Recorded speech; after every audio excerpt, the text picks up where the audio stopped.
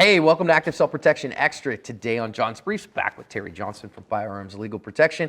And I want to talk about use of force in particular, because I hear this all the time when we have a car theft on the channel, grand theft, this is a major felony. Yes. Versus a carjacking, and what that means in terms of the force that I can use. Today's video is brought to us by Firearms Legal Protection. Firearms Legal Protection is a legal defense program for lawful gun owners with a 24/7 emergency hotline and plans designed specifically for self-defenders. They are offering a discount on their plan to ASP fans, so hit the link in the description for that. Terry, I don't get to say it all the time, but I just want you to know how much I appreciate Firearms Legal Protection for sponsoring John's Briefs and bringing us this education and providing you for us to do this as well as sponsoring the videos. Well, it's our pleasure at Firearms Legal Protection not only get the education portion out, but make sure that we give and provide protection for all of the active self-protection extra folks who are watching, and there should be a link on your... Link in the description. Yep. Discounts, all that stuff, good coverage. I'm a member, yeehaw. Here's the funny part. I had this the other day. We did one and it was actually up on the channel, and I said I didn't have my card, and I did have it on me. It was just upside down. I said that. I was like, oh, I don't have my card. I actually did have my card on me. It was just upside down, and I had the 800 number. So that's what you get. And if you know, I'm actually, these are the ones, they send you a cool card when you use the ASP thing that actually has the ASP logo on it and all that stuff, which is pretty cool if you think about it.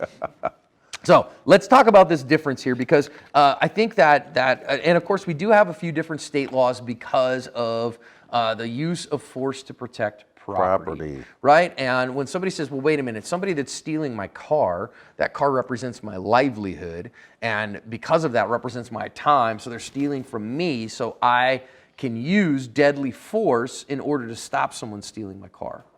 So in every state, I don't know if we consider Illinois a state or not. We'll go with every state. Okay. But in every state, there is a use of force statute. Certainly. And it always talks about imminent fear of, and generally it's death, great bodily harm. It could be a forcible felony. Nowhere on any of those have I seen, oh, and if somebody happens to steal my hoopty for the weekend, okay? Hey, I don't drive a hoopty.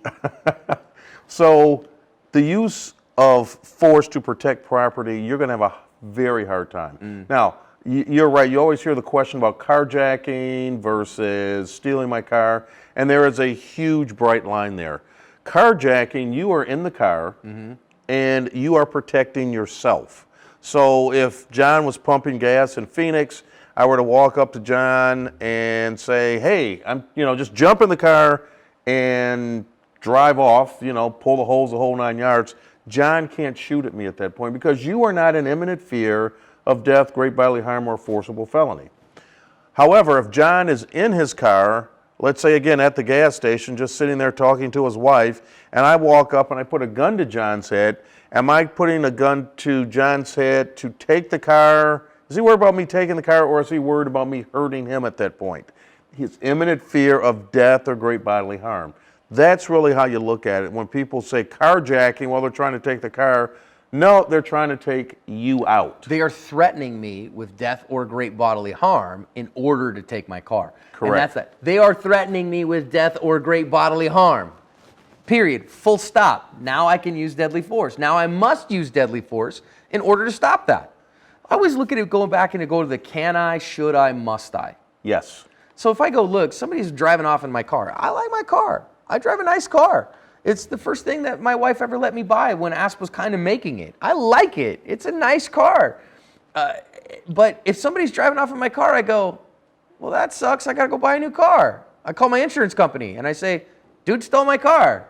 Right. And they go, okay, John, here's a check for your car. And I buy a new car. It's stuff. Do I have to use deadly force to stop that? No. And here's the thing, I know someone's going to write in the comments section. I'm a Texas. I live in Texas. Ay, caramba. Yes, okay. So any Texans in here? Do I know Texans in the room with us today? Okay. Oh, you'd know it because they'd have said something by now. So here's the thing in Texas. There is a statute in Texas that talks about this, but again, it's got to be property that can't be retrieved by any other means. So what do I mean by that? So for example, the example that most people like to use, if you've got your dead uncle's ashes in your home and somebody is stealing your dead uncle's ashes and running down the street, that would be an opportunity, maybe not a good opportunity, but under their statute, you could potentially use, and I'm using the word potentially use lethal force to protect that property. Because it could never be recovered. It's a unique piece of property. Exactly. Is your car unique? To a degree, but it's not, I'm always of a mindset of, is it smart, right? Because, listen, if it's just my car, even if it's, in my driveway and somebody jumps in my car and drives off with it, I mean, that's terrible. And it's wrong, and it's going to be a great imposition on me. But do I have to shoot somebody in that instance? No. So I let it go. And here's the other part. If you shoot someone, how do you explain? Well, let's think of the three things that could potentially happen. First of all, you're going to be charged with some form of aggravated assault, right? Because you've now used a firearm and you've shot at someone. And why did you shoot at them? Were you in, again, it's always going to come back to this, were you in imminent fear of death, great bodily harm, forcible felony, or whatever your state says? Objective, reasonable fear. Exactly. And how are you going to be in objective, reasonable fear if they're running away from you? Yeah. That's always the first problem. Now, I think there's a big caveat here, too, though, because, for instance, we had a carjacking on the channel not long ago that a guy jumps in a car that has, so mom and dad are outside the car. Yes. But grandma and baby are inside the car. Now we're not talking about a carjacking even. Now we're talking about a kidnapping. Kidnapping. And that's a forcible felony. It is. I'm in fear for their lives. So let's talk about that. Let me ask a question, because we had this happen in Michigan a while back, where we had someone who actually, this was at a Home Depot, and this woman shot the tires out, again, just like you see on TV. And I'm like, you were lucky. You were absolutely lucky. But here's my question. I've got, let's say, my mother, my child in the car, and someone's driving away. I'm shooting at the car again. We shoot to our lowest level of training, right? I'm under stress. Can I pull a gun out and start shooting at a car? What am I hoping to hit? Right. B, what if I miss? More importantly, C, what if one of my rounds goes in that car and either hurts or kills my mother or my kid? Yeah, now what? Now I'm going to live with that the rest of my life. Yeah, because we need to remember the golden rule that firearm is a tool of what? Last resort. So if you're going to stop that kidnapping, you better be darn good with your handgun. Excellent with your handgun. And again, think about it. You're not at the range. You're where you're shooting at a target that's about this wide. You are shooting at a moving target, probably going 40, 50 miles an hour, that's this wide. I mean, if you're that good, have a new profession for you. To me, I go back to this idea as well that somebody is forcibly entering an occupied vehicle. I'm occupied. They're forcefully entering and trying to force me out. Now I've got a forcible felony against my person that I'm in fear of my life. Then that's a big, bright line. Absolutely. Whereas if my car is parked, they jump in my car, they take off. I think even it's wise at some point, if I'm sitting in my car by myself and some dude comes and puts a gun to my head, and we've talked about not drawing from the drop many times, right? And he goes, give me your car. I go, okay, man, I'm out. Now, somebody says, well, now you wait for him to turn away from me and you draw your gun and you shoot him. Maybe, and he's a threat to you in that moment, okay, fine. But maybe it's the better choice to just go, I'm clear. You know what's the other funny part of that is? I probably got the key in my pocket because it's 2020. And then I book away, and he goes, yeah, I'm out of here. Yeah.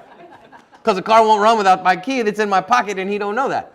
Right. And here's the other part, I don't want to clean up blood splatter in my car. My very nice car. I Yeah. don't want to clean up all that blood. Ew, bad guy blood. I'm like, I have to sell it anyways. Yeah, it's just, yeah. So That's you're gross. going to get rid of it either way. So big deal. If it's just property, deadly force, not as big a deal. Not useful. If it's a person, right. defend that, a different world.